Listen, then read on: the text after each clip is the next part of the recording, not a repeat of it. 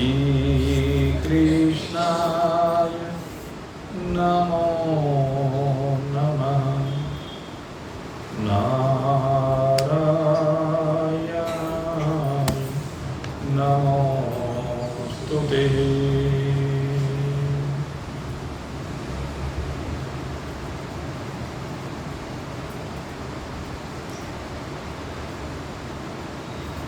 ज्ञान स्वरूप,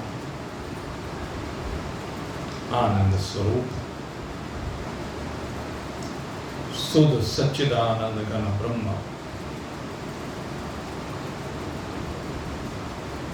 को अपने आप में अनुभूत करने के लिए नित्य है, निरंतर परम पुरुषार्थ करते जिज्ञासु व्यक्ति। कल की चर्चा में आपने उस अविनाशी परमात्मा के साथ एक रूप होने के लिए जिस पात्रता की आवश्यकता है,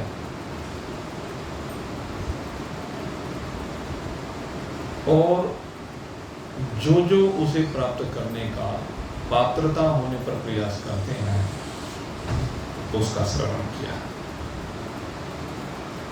और सबसे बड़ी बात रही सर्व द्वारा ने संयम में मनोहृदय निरुद्ध जाए। ये जो दो बातें हैं, इनको कहते हैं सम और दम। जो साधन चतुष्ट के अंतर्गत 6 संपत्तियां कही गई हैं, उसमें सम और दम के अंतर्गत यही आता है कि आप मन का समन कर लें, मन को रोक लें, मन का जो प्रवाह संसार की ओर हो रहा है वहां से हटा, ये सम कहलाता है। दूसरे इंद्रियों का दमन करते हैं। इंद्रियां विषयों की ओर दौड़े नहीं, उनकी न विषयों की ग्रहण बुद्धि हो और ज्ञान में आकर के न त्याग बुद्धि हो। ग्रहण और त्याग दोनों की सीमा से बाहर। जब ऐसी पात्रता हो जाती है तो उस समय कहते हैं मूर्धन्य धाय आत्मा। क्या करे? ये जो भ्रुकुटी का मध्य भाग होता है, कहते हैं यहां पर क्या करे? कहते हैं प्राणों को स्थित करे। प्राणमा स्थितो योग धारणम, योग के बल से। तो ये जो चर्चा चल रही है, ये योग के बल से निर्गुण निराकार स्वरूप में स्थिरता की चर्चा चल रही है। और दूसरे हम जो चर्चा करते हैं वो योग के बल से नहीं। हमारी जो चर्चा होती है वो समझ के बल से होती है। वेदांत का जो दृष्टिकोण है वो समझ का है, और जो योगी हैं भाई वो योग के दृष्टिकोण से चलते हैं। नहीं, हठ योग एक अलग योग होता है, और जिस योग की हम बात कर रहे हैं वो योग है अष्टांग योग। अष्टांग योग में भी समझ भी है, और शरीर को भौतिक साधनों से भौतिक रीति के द्वारा हटाना भी है। जैसे सबसे पहले 5 यम है और 5 नियम है। तो ये तो समझ गए कि यम और नियम ये समझ है, ये सब में चाहिए, किसी भी मार्ग से बढ़ लीजिए। अहिंसा है, सत्य है, अस्तेय है, अपरिग्रह है। अहिंसा, सत्य, अपरिग्रह, अस्तेय और ब्रह्मचर्य 5 यम होते हैं। और ऐसे ही 5 नियम होते हैं: सोच, संतोष, तप, स्वाध्याय और ईश्वर प्रणिधान। तो इनमें तो सब में समझ का ही काम है। हाँ, आगे फिजिकल एक्टिविटी शुरू होती है योग। फिजिकल क्या है? कहते हैं एक तो मन को समझ करके समझाना है, पंचभूतों की असारता को समझकर, पंच विषयों की असारता को समझ करके समझाना है। और एक क्या है कि इस मन को प्राणायाम के द्वारा रोकना है। तन को सही रखने के लिए विभिन्न आसनों के माध्यम से तन को सही भी रखना है। और दूसरी बात है कि जो आसन कौन से कहे गए, योग दर्शन उन आसनों को स्वीकार करता है जिनमें आप एक आसन पर बैठ करके परमात्मा के स्वरूप में अपना ध्यान सहज रूप से लगा सके। तो यहाँ पर उन आसनों की बात नहीं है जिनके द्वारा शरीर को स्वस्थ रखा जाता है। जब यहाँ आसन की हम बात करते हैं तो इन आसनों में यहाँ पर विशेष रूप से कहते हैं बिल्कुल सहज मुद्रा में हम जो बैठ सकते हैं, जैसे कि सुखासन जिसको कहते हैं, आलती फालती लगा करके, तो वो सुखासन कहलाता है। कुछ मुद्राएं होती हैं। मुद्रा भी ये शरीर की, मान लो हाथों की स्थितियां वगैरह, इस तरह से मतलब कई तरह की मुद्राएं हुआ करती हैं। तो वो आसन में ही समाहित है। आसन उन मुद्राओं में ही लगता। तो मुझे उनके बारे में ज़्यादा भाई कुछ जानकारी नहीं, मैं आपको साफ बता दूँ, क्योंकि जो चीज़ जानकारी नहीं है उसको स्वीकार कर लेना चाहिए, क्योंकि वो हमारा मार्ग नहीं है।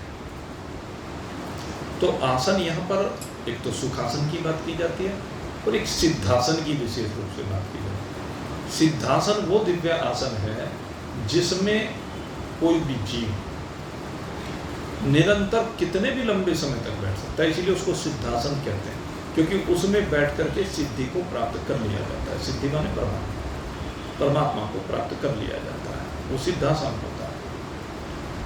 तो उसके बाद प्राणायाम की बारी आती है। और प्राणायाम की भी जब हम बात करें तो शरीर को स्वस्थ रखने के लिए अनेक प्रकार के प्राणायाम बताए गए, लेकिन यहाँ पर केवल अनुलोम विलोम, अंतः कुंभक और बाह्य कुंभक, ये 4 क्रियाएं होती हैं। इन्हीं को हमारे यहाँ प्राणायाम शास्त्र में स्वीकार किया गया है कि है वो ठीक है, वो शरीर के लिए, लेकिन ये मन को नियंत्रित करने के लिए है। फिर इसके बाद प्रत्याहार की बात की, योग दर्शन में प्रत्याहार की बात की। प्रत्याहार के द्वारा मन को पूरी तरह से समझा दिया जाता है, नियंत्रित कर लिया जाता है, विषयों से हटा दिया जाता है। और 5वीं जो बात होती है वो धारणा की होती है। कहते हैं इतनी ये सब हटने के बाद कहते हैं एक भगवान का कोई भी स्वरूप निश्चित करके उसमें अपने मन को टिकाने के लिए क्या करना है? श्रद्धा बनानी है, विश्वास बनाना है, प्रेम बनाना है। और भाव क्या करना है कि ये भगवान दयालु हैं, कृपालु हैं, कृपा के सिंधु हैं, दीन बंधु हैं, और ये मेरे ऊपर अवश्य में कृपा करेंगे। तो उनके ऊपर पूरा विश्वास का होना, जिस भगवान के स्वरूप के ऊपर विश्वास हो जाए उसी में धारणा हमारी स्थिर हो जाती है। जब ये विश्वास स्थिर हो जाए, जिसी को धारणा कहते हैं, ये कहते हैं जब भगवान में पक्का विश्वास हो जाए कि हाँ भगवान मेरे सबसे बड़े हितैषी, सर्वोपरि सत्ता है, तो जिसमें भी वो स्थिर हो जाए वही धारणा है। फिर उसके बाद कहते हैं कि जो धारणा बनती है, अब क्या करना है? कहते हैं मन को जो प्राणायाम के द्वारा, प्रत्याहार के द्वारा संसार से तो हट गया, अब संसार से हट करके वो मन परमात्मा में लगे। वहां से हट करके उसे दूसरी तरफ डाइवर्ट भी करना है, केवल हटाना ही नहीं है, उसे लगाना भी है। और मन पूरी तरह से संसार से वैसे हट नहीं सकता जब तक परमात्मा में न रहे। कितना भी प्रयास कर ले, मान लीजिए हम प्राणायाम कर रहे हैं, प्रत्याहार, इन दोनों के द्वारा मन को नियंत्रण में लाते हैं, लेकिन उसका एक निश्चित समय है। जिस समय आप उस क्रिया को कर रहे हैं उस समय तो मन नियंत्रण में हो गया, रुक गया मन है, लेकिन उसके बाद जैसे उस क्रिया से बाहर आते हैं फिर बस जाता है। तो इसलिए कहा कि धारणा पक्की करनी है, और धारणा पक्की करने के साथ साथ जैसे आपने उसे, जब मन रुक नहीं रहा था तो प्राणायाम प्रत्याहार के द्वारा अपने मन को रोक करके अब मन को परमात्मा में वहां लगाना शुरू कर दिया। अब उस स्थिति में वो भागना बंद हुआ, लेकिन उसके बाद जब वो भगवान में आपका मन लगना शुरू हो गया तो वो संसार से हट गया। अब वो मन प्राणायाम से संयुक्त, वो प्राणायाम और प्रत्याहार की क्रिया नहीं है, फिर उन क्रियाओं को तो माध्यम बनाया और उनको माध्यम बना करके फिर परमात्मा में चित्त को स्थिर किया। ये ध्यान, ये फिर प्राणायाम और प्रत्याहार के बिना भी हो रहा है, इस बात को समझने की आवश्यकता है। तो मेरे मित्रों, ये हो गया ध्यान। और फिर कहते हैं यहाँ पर दो स्थिति रहती है ध्यान में, क्या? मैं भी हूँ और परमात्मा भी। परमात्मा मेरे ध्येय है और मैं ध्यान करने वाला हूँ, ध्याता। मैं परमात्मा का ध्यान करने वाला ध्याता हूँ और वो मेरा ध्येय है। तो दो है ना, कहते हैं। लेकिन फिर क्या है कि परमात्मा में डूबते डूबते ये ध्याता और ध्येय दोनों मिल जाए।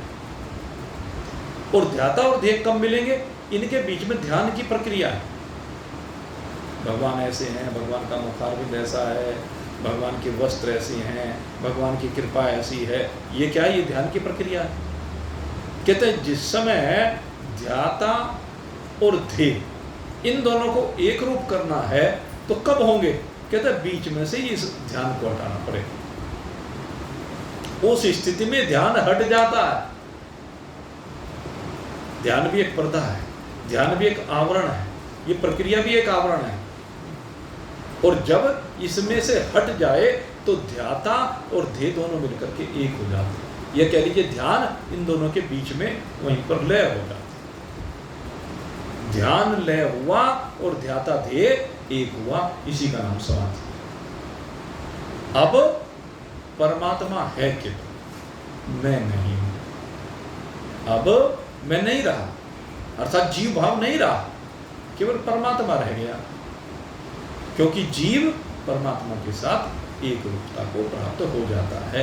इस स्थिति में इसी को समाधि कहते हैं। तो यहाँ ये इस योग की बात की जाती है। कहते हैं इस योग में जो प्राणायाम की क्रिया बताई गई है, इसके द्वारा कहा कि मूर्धन्यधायात्मनः प्राणमास्थितो योग धारणम्। इस योग की क्रिया के द्वारा, योग में बीच में आ गई ये क्रिया, ये क्रिया बीच में आई। मैंने आपको आगे तक की क्रिया बता दी, लेकिन ये बीच में आई। बीच में क्या आई? प्राणों को संयमित किया। प्राणायाम के द्वारा प्राण को तो संयमित करना है, और प्राण को कहते हैं यहाँ ला करके रोको। हमने आपको अंतः कुंभक और बाह्य कुंभक की प्रक्रिया बताई थी, तो उसमें जो अंतः कुंभक की क्रिया है उसमें प्राण को कहीं पर भी रोक देना बताई थी ना एक दिन बात। तो ये जो प्राण को यहाँ रोक देना है, भ्रुकुटी के मध्य में रोक देना है, ये समझाया। मूर्धन्यधायात्मनः प्राण मास्थितो योग धारणम्। योग के बल से प्राण को भली प्रकार से भ्रुकुटी के मध्य में रोकना, और ये अभ्यास से हो जाता है। जो अभ्यास करते हैं ना, तो उसमें हो जाता है। प्राणायाम करते हुए देखो कभी करके, मैंने आपको पहले बताया, जब हम श्वास लेते हैं ना, अंदर श्वास खींचना शुरू किया, तो मैं कहता हूँ जैसे खींचना शुरू किया, एकदम प्राण बस यहीं तक पहुंचा, यहीं रोक दो, यहाँ तक पहुंचा, यहाँ रोक दो, अंदर से होते हुए कंठ में रोक दो, यहाँ रोक दो, यहाँ रोक दो, यहाँ रोक दो, नाभि तक जाता है। अनुभूति उसकी कहाँ तक होती है? नाभि तक होती है। वैसे तो ये कहा जाता है जब हम प्राण वायु लेते हैं तो फेफड़ों तक में जाती है, लेकिन वास्तविकता यह अब पता नहीं अभी मेडिकल साइंस वहाँ तक पहुँचा कि नहीं पहुँचा, मुझे नहीं पता, लेकिन हमारा जो विज्ञान है, हमारा कौन सा विज्ञान, अध्यात्म विज्ञान, ये अध्यात्म विज्ञान कहता है कि ये प्राण नाभि तक जाता है, तो उसको इस रास्ते में कहीं पर भी रोक देना। तो यहाँ भगवान श्री कृष्ण कह रहे हैं कि ये कब की प्रक्रिया समझा रहे हैं, कहते हैं योगी को जब ये लगे कि अब शरीर छोड़ने की बारी आ गई है, क्योंकि ये अंतिम स्थिति की बात चल रही है, प्रयाण काले, प्रयाण काल की बात है ना, भगवान से जो अर्जुन ने कहा था कि प्रयाण काल में आप कैसे जानेंगे, तो यहाँ प्रयाण काल की बात चल रही है। तो प्रयाण काल जब वो निकट देखें तो उस समय कहते हैं इन प्राणों को भली प्रकार से मस्तिष्क में, यहाँ मुंह भ्रकुटी के मध्य में स्थापित करना, रोक दो बस यहीं पर, ये अंतःकुंभक की क्रिया के अंतर्गत आ गया, ठीक है। और इसके बाद कहने लगे क्या करें, अब जो आगे की प्रक्रिया मैंने आपको बताई, यहाँ तक प्रत्याहार की प्रक्रिया शुरू हो गई पूरी, लेकिन ध्याता ध्यान, अब ये तीन चीजें हैं ना, तो इसमें अब आगे कह रहे हैं अब वो ध्यान किसका करना है। यहाँ पर दो बातें अब आएंगी जो बताने जा रहे हैं हमें। एक तो उच्चारण करना, एक तो वाणी की बात है, और एक मन की बात है। वाणी से बोलना है और मन से समझना है। वाणी से बोलना, आपके प्राण जब यहाँ स्थित हो गए तो, लेकिन वाणी फिर भी चलती रहेगी, वाणी बंद नहीं होगी। तो वाणी से तो उच्चारण करना है, और मन को कहाँ लाना है, यहाँ कंठ, वो हृदय, मनो हृदय निरुद्ध, ये दो क्रियाएं, प्राण को भ्रकुटी में और मन को हृदय में, वाणी कंठ में है ही। तो तीन जगह ये यहाँ पर भगवान ने कहा, क्योंकि जीव के रहने के विशेष स्थान क्या बताए आपको, जागृत में यहाँ, स्वप्न में यहाँ, और सुसुप्ति में यहाँ, तो तीनों स्थान आ गए। तो इन तीनों स्थान में क्या था, मन हृदय में होता है, वाणी कंठ में होती है, और प्राण आपके मस्तिष्क में। तो इन तीनों जगह रोक करके अब क्या करना है। अब ये सबसे दिव्य मंत्र आने जा रहा है प्रयाण काल के लिए। जो है नाक से लेकर नाक तक तो ज़्यादा ऊपर भी आ गए। लाला जी जिस समय आप प्राण नासिका से लेंगे तो ऊपर से होता हुआ जा, अजी सुनो तो बता दो, आप प्राण को ऊपर खींचो तो यहाँ आपको महसूस नहीं होने का प्राण। देखो सबसे पहले तो यहीं से तो जाएगा नीचे की तरफ, फिर अब ये जो नाक से नली जा रही है वो यहाँ मस्तिष्क के माध्यम से तो होती अंदर तक जा रही है। वो सारी सबसे पहले शक्ति तो मस्तिष्क को देती है, उसके बाद अंदर जाती है।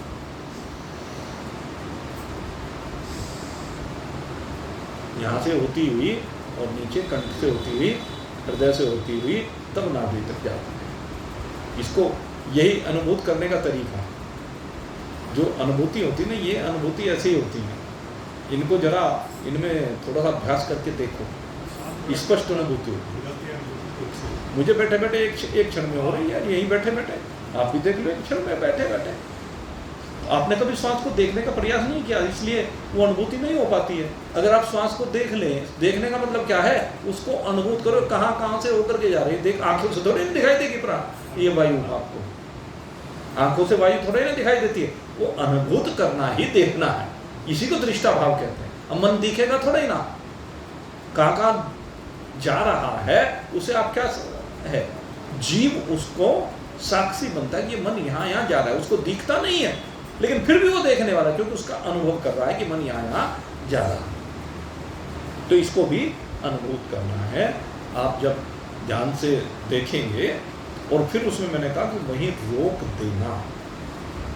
तो इस प्रकार से क्या है, कहते हैं अब आगे इन तीनों क्रियाओं को करने के बाद, पहली क्रिया प्राण, वाणी और मन, तीनों स्थान हो गए निश्चित। अब क्या करें,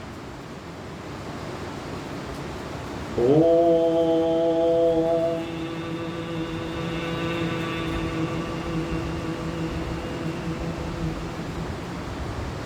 जो आप प्राणायाम कर रहे हैं, अंतःकुंभक कर रहे हैं, उसके साथ ही क्या करना है, इस ओम का जाप करना। ये वाणी साथ साथ उस प्राणायाम के साथ साथ ओम का जाप करें।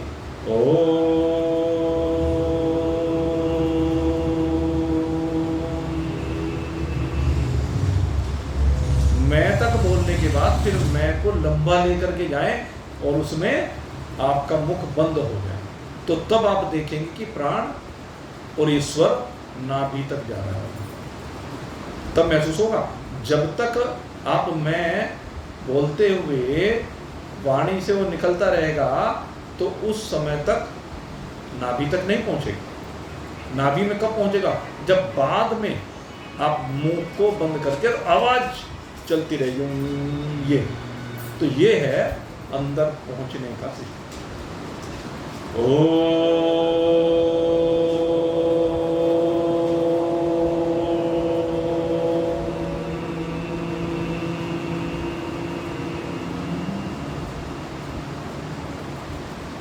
मैं की ध्वनि आखिर में जाकर के नाभि में शांत होती है।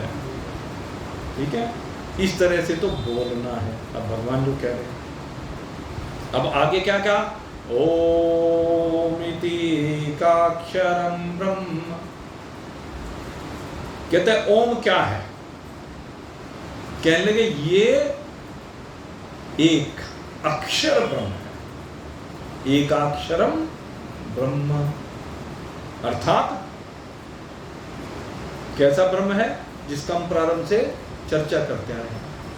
अक्षरम ब्रह्म परमम, भगवान ने इसे शुरू किया था।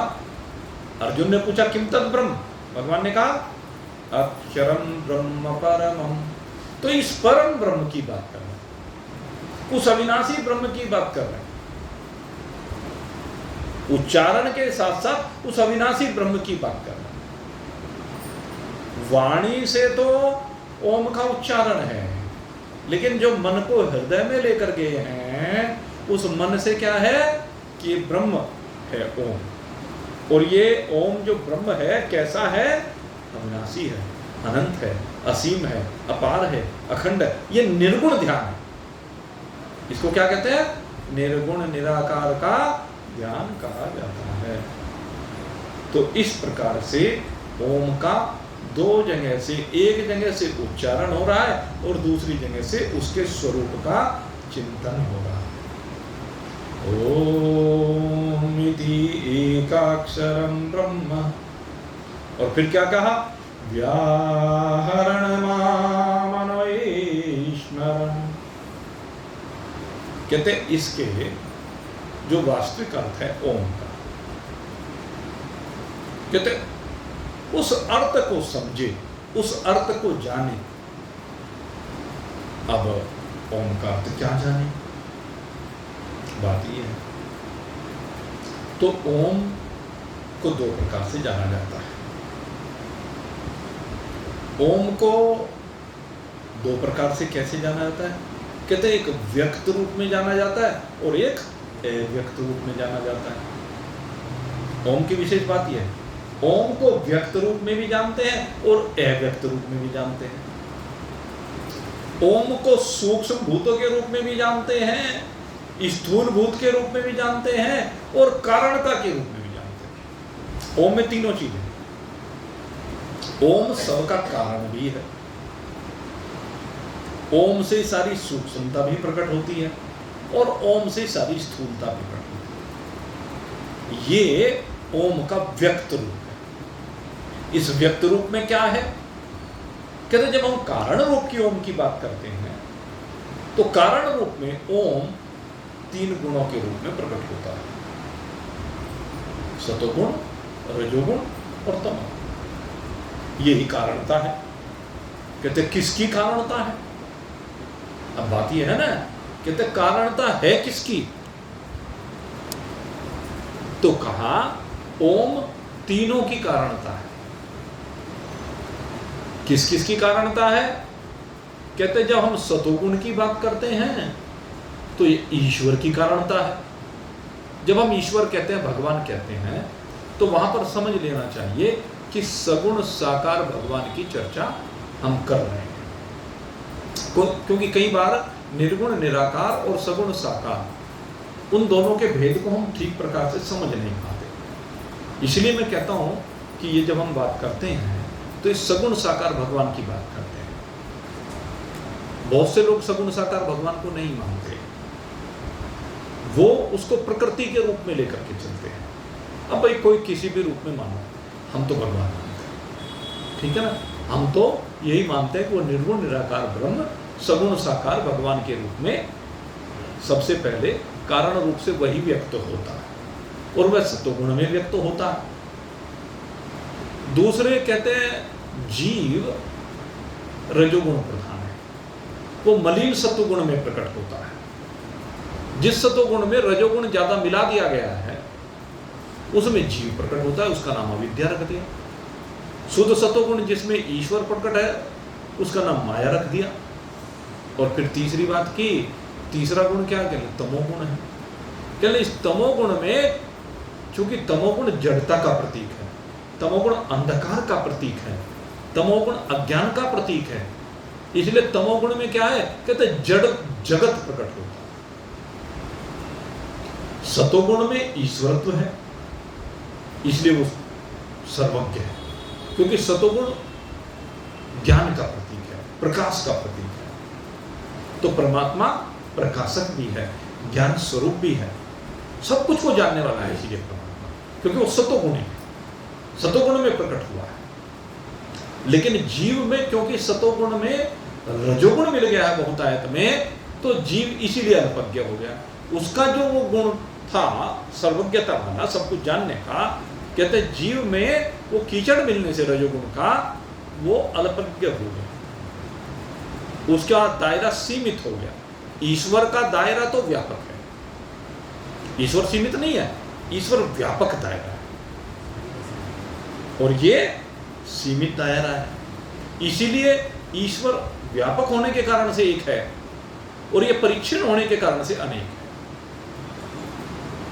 जैसे एक ही सूर्य है, सारे जगत को प्रकाशित कर रहा है, तो वो ईश्वर माना जाएगा। लेकिन कांच की टुकड़ियां कितने कितने संसार को प्रकाशित करती हैं?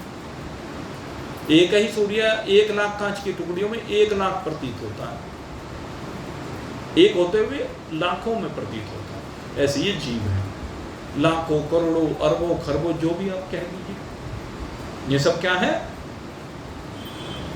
रजोगुण की प्रधानता से जीव है। 84 लाख प्रकार की योनियों, ये रजोगुण की प्रधानता है। यहाँ पर अविद्या का प्रभाव, इसीलिए इसमें अल्पज्ञता की, क्योंकि उसका दायरा बहुत सीमित हो गया। एक दर्पण का प्रकाश कितनी दूर तक हो सकता है, बहुत सीमित दायरे में हो। अब हम जैसे मान लीजिए आप ये देख रहे हैं कितनी लाइटें जल रही हैं यहाँ पर, ये जो लाइटें जल रही हैं, इन सब लाइटों का एक सीमित दायरा है। अगर मैं यहाँ पर केवल एक लाइट जलाऊं तो यहाँ सत्संग भवन में जितना प्रकाश आप देख रहे हैं उसका 10% भी नहीं होगा, अंधा अंधा सा लगने लगेगा। अब आप सोचिए इनमें सब कितनी प्रकाशित हो रही है, पूरे हमारे शामली में कितनी प्रकाशित हो रही है सब, फिर भी शामली का अंधकार दूर हो रहा है क्या? नहीं हो रहा है ना। शामली में लाखों लाइट जल रही हैं, पूरे भारत देश में अरबों लाइट जल रही होंगी, और पूरी दुनिया में बात करें तो खरबों जल रही होंगी, इतनी लाइटें जल रही होंगी, फिर भी इनका प्रकाश उस प्रकाश की तुलना नहीं कर सकता जो सूर्य का प्रकाश है। एक ही सूर्य का प्रकाश, उसके सामने ये खरबों लाइटों का प्रकाश भी तिल के समान है, उसके तिल मात्र भी नहीं है। ये सब इतना प्रकाश होने के बाद भी हो सकता है क्या इतना? सूर्य जैसे निकलता है, लगता तो यहाँ छोटा सा, सूरज छोटो सो लागे, पर सारे जग को करे उजियार। ऐसे ही कहते हैं परमात्मा सगुण साराकार रूप में देखने में तो छोटा लगता है, लेकिन होता है वो व्यापक। और इसीलिए उस ईश्वर की महत्ता को प्रतिपादित करते हुए उपनिषद यहीं से प्रारंभ होते हैं। क्या कहा? ईशावास्यम इदं सर्वम। कहते उसका स्वरूप भले हमने छोटा कल्पा हुआ हो, लेकिन सारे जगत में वही व्याप्त है। ईश्वर की सबसे बड़ी विशेषता, कहते सबके घटों को वही प्रकाशित कर रहा है, बैठा वही। तो इसलिए ईश्वर और जीव की जब हम तुलना करते हैं तो ईश्वर सर्वज्ञ है और जीव अल्पज्ञ है। जीव छोटा सा है, ईश्वर व्यापक है। ईश्वर को हम छोटे बड़े रूप में परिभाषित नहीं कर सकते। ईश्वर व्यापक कहा गया। नहीं, दोनों में थोड़ा सा डिफरेंस है। असीम का जब हम प्रयोग करते हैं वो निर्गुण ब्रह्म के लिए प्रयोग होगा, और ईश्वर के लिए जब बात होगी चाहे कुछ भी हो, लेकिन ईश्वर ब्रह्म के एक अंश में कल्पित है। तो इसलिए जब ईश्वरत्व की बात हम करते हैं तो वहां पर असीम शब्द का प्रयोग आत्मदृष्टि से तो कर सकते हैं। नहीं, आत्मदृष्टि से जब हम जीव के लिए भी किया जाता है। हम सब भी तो हमारी सत्ता, हमारी जो ये आत्मा है वो असीम है, अनंत है, अपार है, अखंड है, एक रस है कहते हैं। लेकिन क्या है ये, अगर यदि हम शरीर भाव को लेकर के बात करते हैं या ईश्वरीय भाव को लेकर के बात करते हैं तब नहीं। लेकिन जब शरीर, जीव, ईश्वर, जगत इस भाव से अलग होकर के ब्रह्मी भाव में विराजमान होकर के बात करते हैं तो ईश्वर भी असीम है, जीव भी असीम है। इस गहरे तत्व को समझना। तो ये दोनों के विभाजन को करते हुए तब हमें इस विषय को समझना चाहिए। तो मैं कह रहा था गुणों की बात। सबसे पहले ये जो कारण है ओम के अंदर, ये कारणता, ये 3 रूपों में।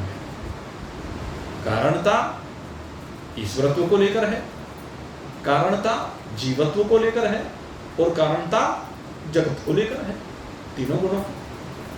और कहते हैं उसके बाद आगे फिर दूसरा जो व्यक्त रूप है वह सूक्ष्म रूप, दूसरा सूक्ष्म रूप में व्यक्त है। और सूक्ष्म रूप में जब व्यक्त है तो उसमें सबसे पहले कहते हैं ये जो तम प्रधान है ना, इसमें से सूक्ष्मता निकल करके आती है।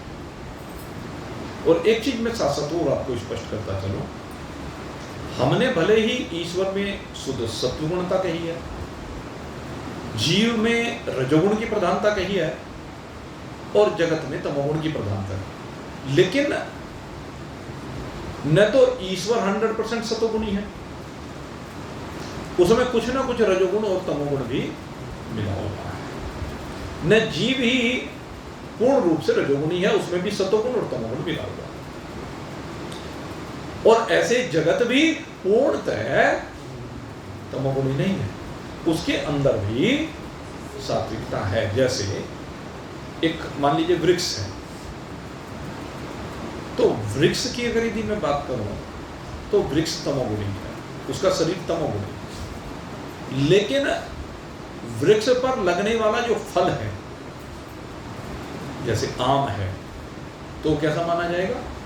वो सतोगुणी माना जाएगा। उसका फल यानी उसके अंदर से सतोगुण का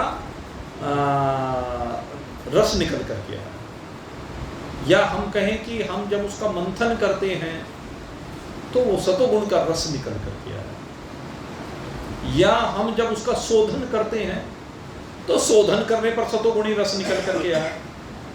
चाहे आम कहिए, अमरूद कहिए, जामुन कहिए, अंगूर कहिए, आप जितने भी अच्छे अच्छे जो भी फल हैं, फलों में भी कुछ रजोगुणी भी हो सकते हैं, सारे फल सतोगुणी नहीं होते हैं। तो जो सतोगुणी है वो सतोगुण निकल करके आता है। तो उनके अंदर सतोगुण है तभी तो निकल करके आया, अगर सतोगुण नहीं होगा तो कैसे निकल करके आया?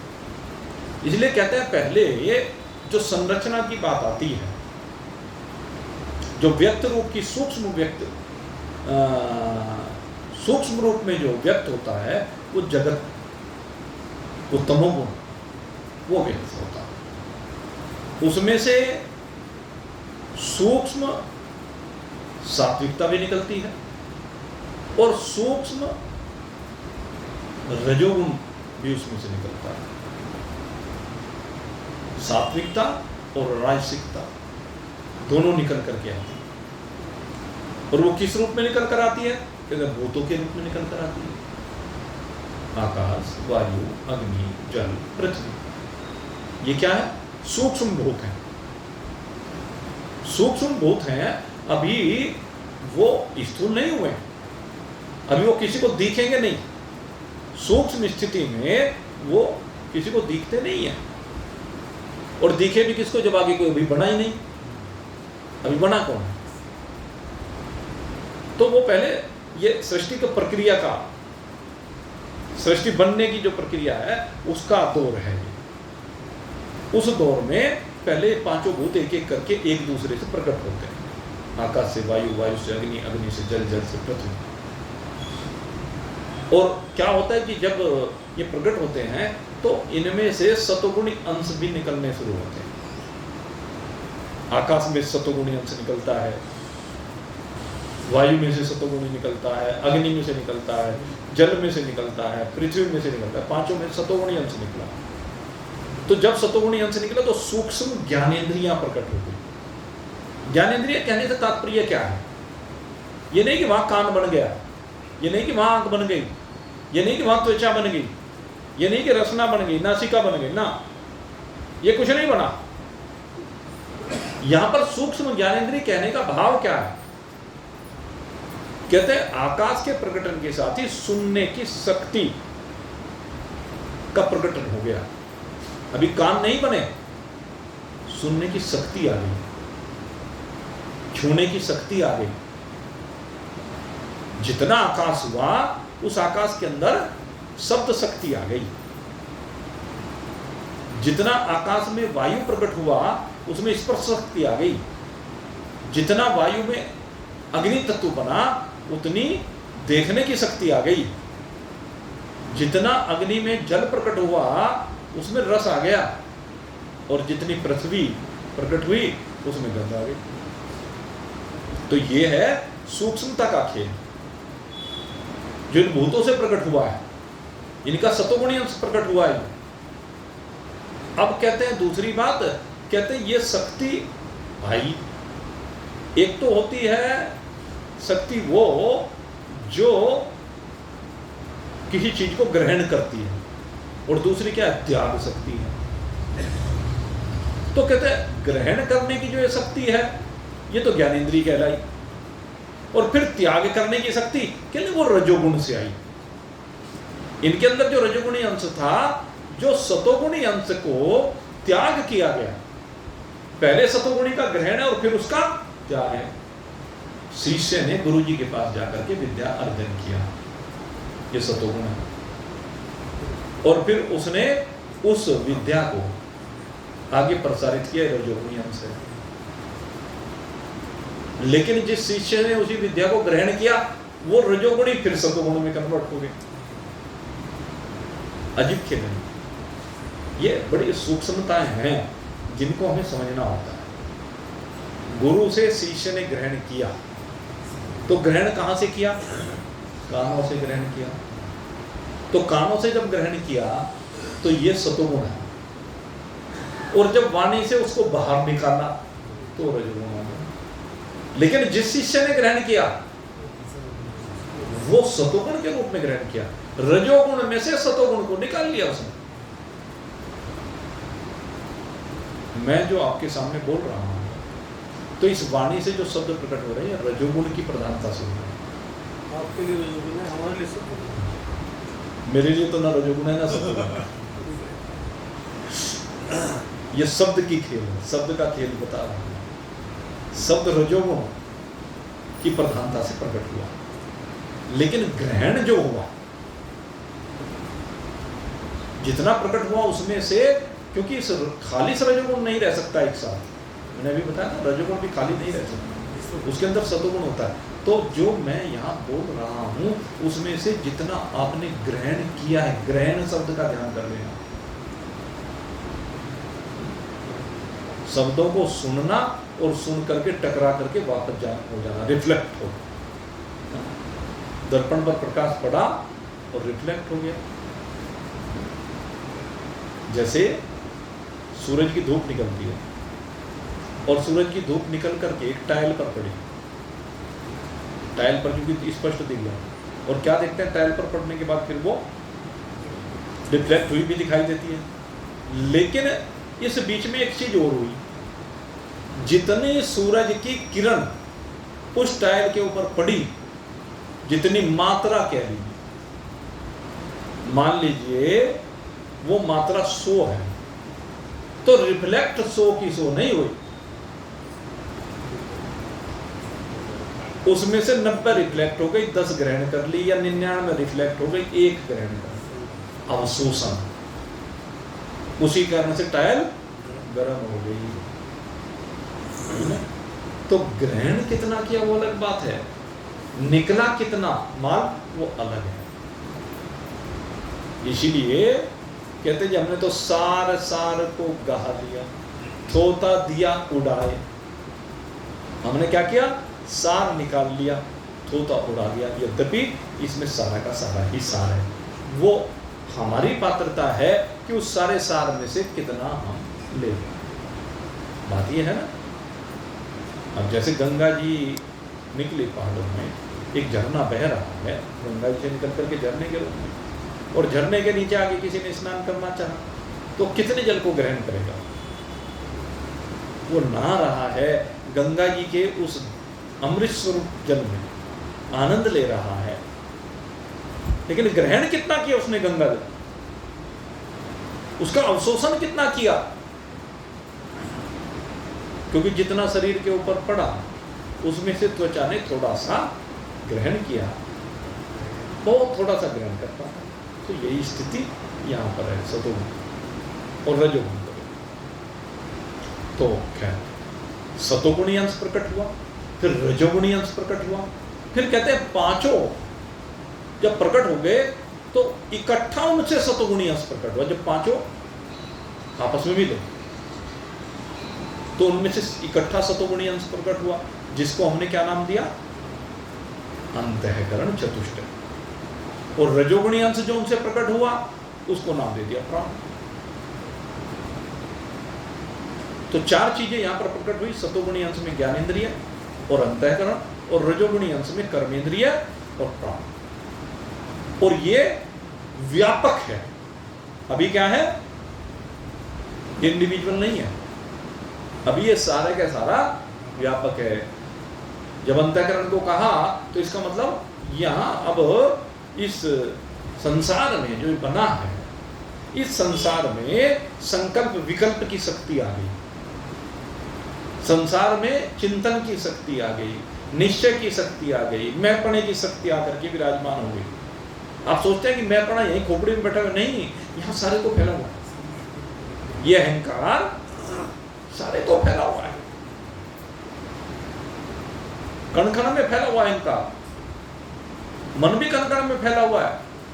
आपका मन जो संकल्प करके संसार में भ्रमण करता है, अगर केवल मन शरीर के अंदर होता, ये संकल्प विकल्प की शक्ति केवल शरीर के अंदर होती तो यहीं तक रह जाती, आगे नहीं निकल पाती शरीर से बाहर या मस्तिष्क से बाहर, क्योंकि पूरे वायुमंडल में फैला पड़ा है। तभी ये मन आगे संसार में जाता है। जैसे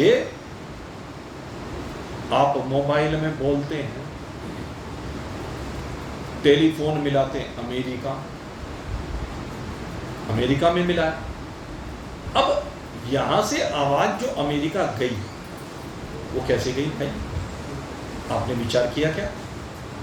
यहां से निकल करके आवाज अमेरिका तक पहुंच गई। अमेरिका तक कैसे पहुंची? आपने कल्पना की कभी?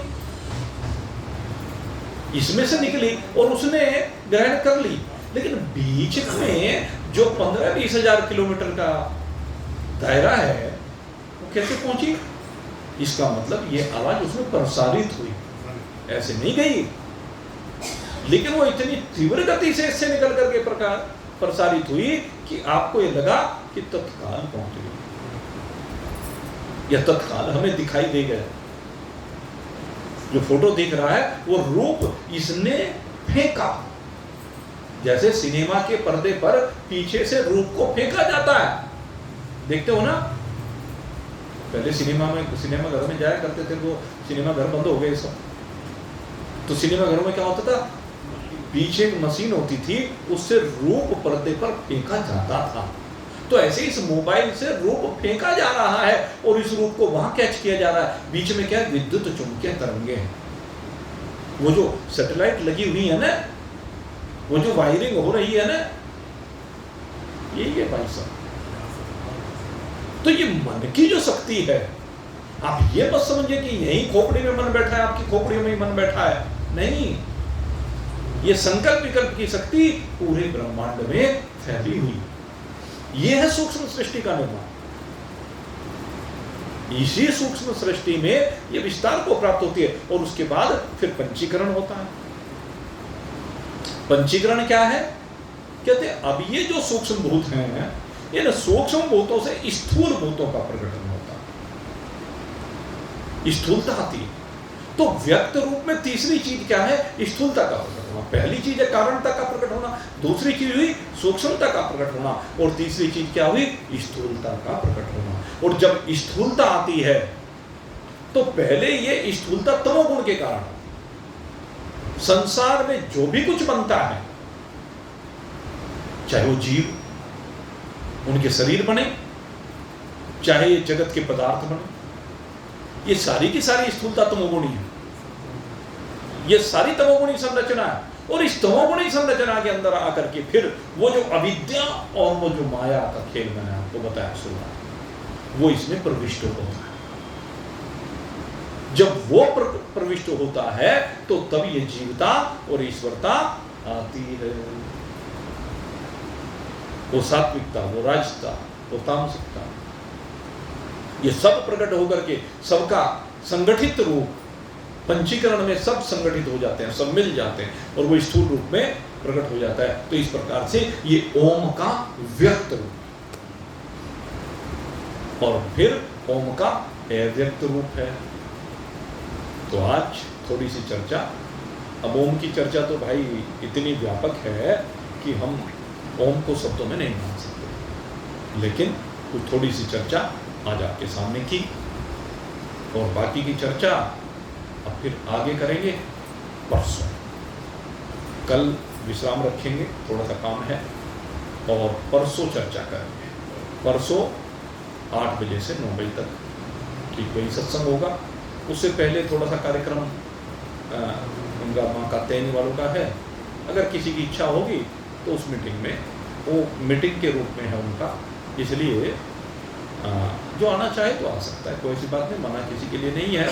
लेकिन हमारा सत्संग का समय वही 8 बजे से 9 बजे तक रहेगा। आप सभी लोग साधन में निमंत्रित हैं भाई, और कल के लिए जो लोग नहीं आए हुए हैं उनको भी एक बार अपने अपने पड़ोस अड़ोस में जो भी है उसको बता देना। बोलिए सच्चिदानंद भगवान। और भाई हमारे आज सत्संग में ये वीणा भाई और पारुल जी दोनों का आगमन हुआ है। परसों तक आप इनके यहाँ रह कर के 7 दिन आपने इनका आतिथ्य स्वीकार किया, भगवान की कथा को ग्रहण किया है, और मैं चाहूँगा कि भाई इनका एक बार तालियां बजा करके बढ़िया स्वागत।